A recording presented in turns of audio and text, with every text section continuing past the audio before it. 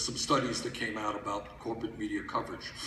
And there's a group that kind of analyzes the nature of coverage, how much time media spends on various subjects. Just a couple of points. From January 1st, 2015, I think it was, until almost the end of the year, ABC provided 10 or 20 seconds of coverage to my campaign. Donald Trump, needless to say, got, infinitely more coverage. And we did a little bit better on CBS and NBC, but not a whole lot better. So that's one part, which is not even to me the major issue. That's important. And when you take on the entire establishment, the establishment usually does not reciprocate with love and kindness. But here's the second issue, which kind of blew me away. And I think it was it was Sunday morning shows. They look at what kind of coverage takes place on Sunday morning shows. And the Sunday morning shows, Meet the Press, etc., are important not just because people watch it, because they kind of set the tone for media coverage for the rest of the week. They focus on an issue, they'll write about that issue, and that's what will be discussed for the next few days. It turns out that I think on the Sunday morning shows, they analyzed how much time was given to discussing poverty. 43 million Americans live in poverty. More people live in poverty today than almost any time in American history. It is of some significance. Turns out that there was almost no discussion about poverty. And I think about 2/3 of the discussion came from my campaign when I appeared on these shows.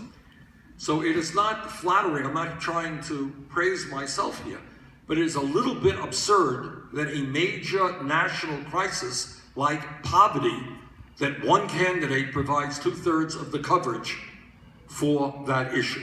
Where were the other people? Where were the media? Another example, climate change. A couple of years ago, a study came out and found out that climate change had received almost no coverage on the Sunday morning shows.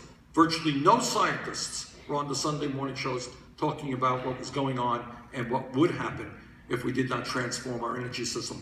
A few senators and I brought in some of the media people, the corporate media people, and it turned out that the next week or two later, all of the shows had some discussion of climate change.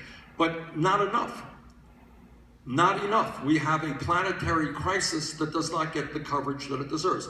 Now, what's the point? The point is that for media, if a candidate attacks another candidate, that's pretty easy to cover. If I call you a bad name, that gets me a headline, and you respond and we're off and running. That's easy media coverage.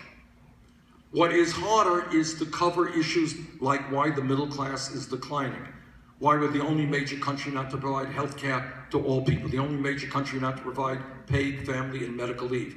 What is the impact of big money on politics? Those are issues that by and large television does not cover.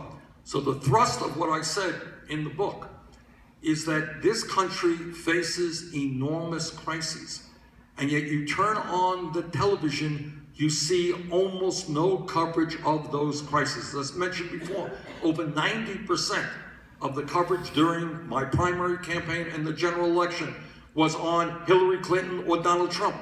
They are not the important people. The American people are the important people. The American people want to hear discussion about their needs.